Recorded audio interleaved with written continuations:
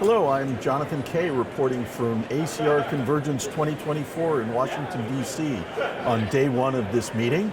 I'm here with Professor Ernest Choy of Cardiff, Wales, who presented poster number 560 about a transcriptomic analysis of blood from patients with a variety of inflammatory rheumatologic diseases treated with a variety of combinations.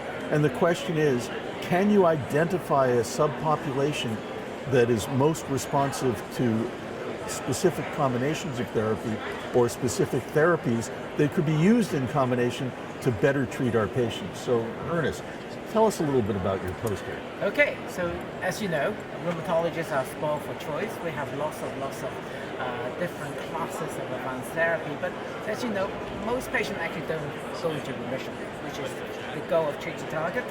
So there's a desire to use treat to target, but to find the right combination is not that easy. So we developed this program trying to see whether we can find a logical way to find the best combination quicker before we test it in patients. So the program took on the advantage of the biobank available in Spain. This patient has a range of different chronic inflammatory diseases treated by advanced therapy. So the first step is to identify the genes that may be driving the active disease in the non-responder.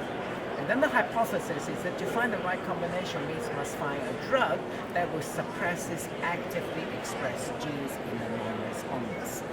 So we pool the result of all the responders to the biologic agent, and we reason that the genes that are suppressed by this treatment, if it mapped to the actively activated gene in the non-responder, then we should find the best combination.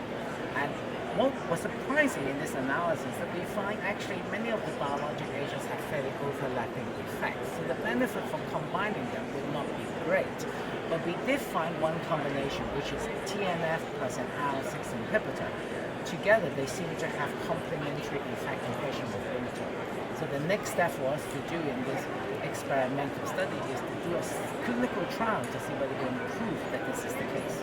So this is a different approach from Cospitalis's approach in the R4R trial, where he found that there were 3 different subtypes of rheumatoid arthritis, which a lymphocytic form, a myeloid form, and a fibroblast-driven form, each of which probably respond to different therapies that are directed toward that cell type which is most active in that disease subtype. So you're looking at a relatively heterogeneous mix of non-responders.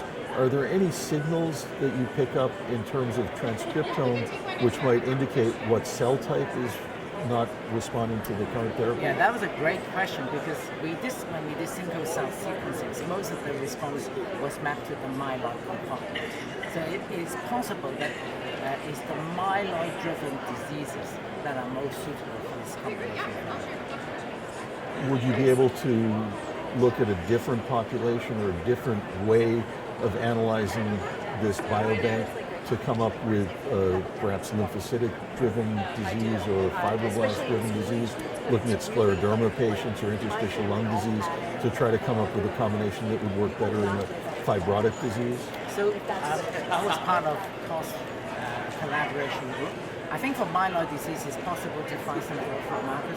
Very hard for fibroid disease. In general, fibroid disease, you need to go to the tissue to find the right synergy. So, yeah, so it's something that we're going to move forward to. I think the results are complementary. I completely sign up to the fact that rheumatoid arthritis is heterogeneous. But you know, it's not absolute yes or no, because if we do have good enough biomarker for a certain type of disease, that will work well enough before we have to go to the biopsy. So this work suggests that the next era of biologic therapy will be looking at combinations of biologic therapy.